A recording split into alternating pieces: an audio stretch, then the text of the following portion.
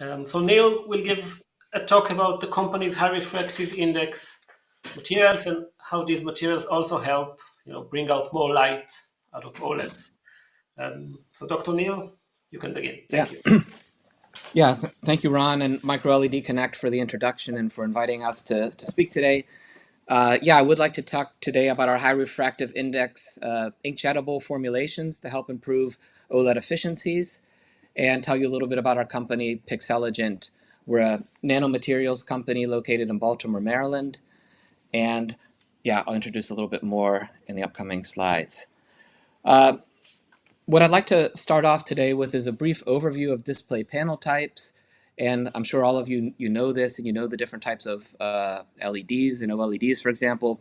But I think it could serve as a good way to build up the discussion and ultimately see how we can all work together as a community to solve some of these light extraction issues that are existing today.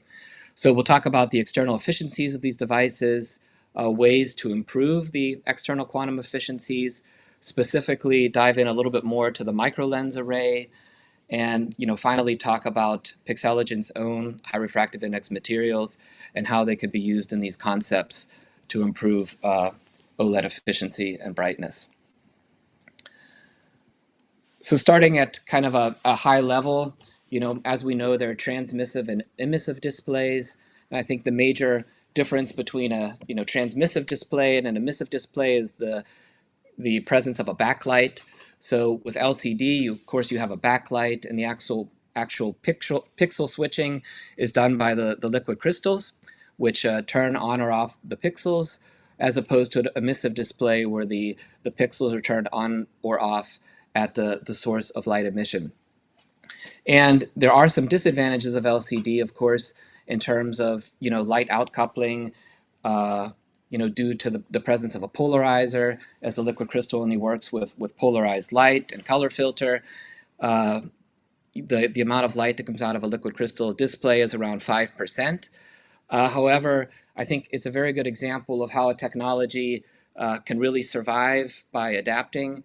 And with mini LED and QLED, LCD has continued to become better and better and still dominates the TV panel market today. But today we'll focus a little bit more on the emissive displays, mainly the organic OLEDs and the inorganic micro LEDs. I think both have advantages and disadvantages. The OLEDs, for example, are very established today in the smartphone. Can be very bright.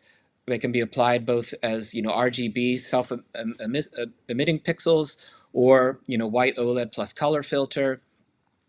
And one of the limitations is, of course, is moving up to larger size displays, the limitation of the fine metal mask, and therefore it really dominates smaller displays, but hasn't penetrated that much into television. But we'll come back to that. And on the other side, micro LED has higher efficiency, higher brightness, the ability to have really, really small pixels, which lends it really applicable to making, for example, transparent displays like seen here. Of course, the downside of micro LED is some of the challenges associated with the mass production of the display panels. And of course, moving from the kind of normal display panels to the micro displays or on silicon displays on the CMOS transistors. Here you get to really, really small pixel densities, which lead to high PPIs as well as very, very high brightness. And I think the major applications today for these are really going into near eye and augmented extended reality devices. So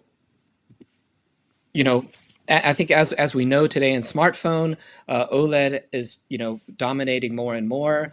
Most of the OLED panels today are produced on flexible substrates, and increasingly over the last couple of years, even on foldable substrates with some of the new devices coming out.